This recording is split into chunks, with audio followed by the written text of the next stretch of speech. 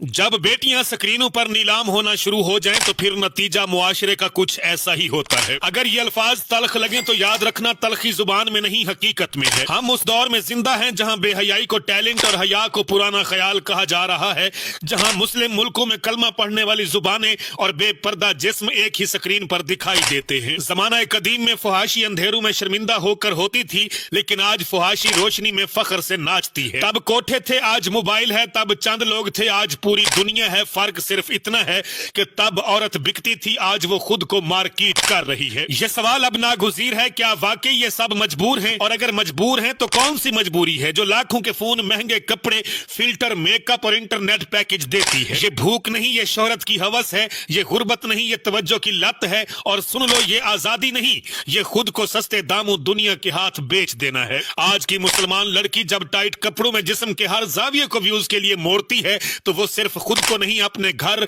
अपने नाम और अपने दीन को भी घसीटती है। और अब आते हैं असल सवाल की जानिब के बाप कहां है, भाई कहां है और शोहर कहां है? या फिर सब ने ये मान लिया है कि गैरत अब सिर्फ स्टेटस लगाने की चीज है? और मर्दों, अपनी दाढ़ी, टोपी और मजहबी पोस्ट पर मत फखर करो जब तुम्हारी उंगली उसी वीडियो पर रुकती है जिस पर तुम जुबान से लानत भेजते हो। ये दोगलापन है और यकीन मानिए यही निफाक है। मुआशरों को अंदर से खोखला करता है। इस्लाम ने कभी ये नहीं कहा कि तुम जानवर बन जाओ और औरत को इल्जाम देकर बरी जिम्मा हो जाओ, लेकिन इस्लाम ने यह भी नहीं कहा कि हया उतार कर उसे कंटेंट बना दो। ये आखिरी याद दहानी है। जो मुआशरा बेटी को स्क्रीन पर सजाता है वो कल उसे अदालतों में रोता देखता है। जो आज तमाशाई है वो कल मुतासरा होगा। ये डांस नहीं, ये ऐलान जवाल है। और अगर अब भी किसी को ये बात सख्त लग रही है तो समझ लो कि उसका दिल नहीं बल्कि साथ के साथ जमीर भी मर चुका है। मुआशरे में बढ़ती फुहाशी, बेहयाई और बेपर्दगी आखिर हमारी इन स्क्रीनों पे कब तक नाचती रहेगी और कब तक हम इन्हें फॉलो करते रहेंगे,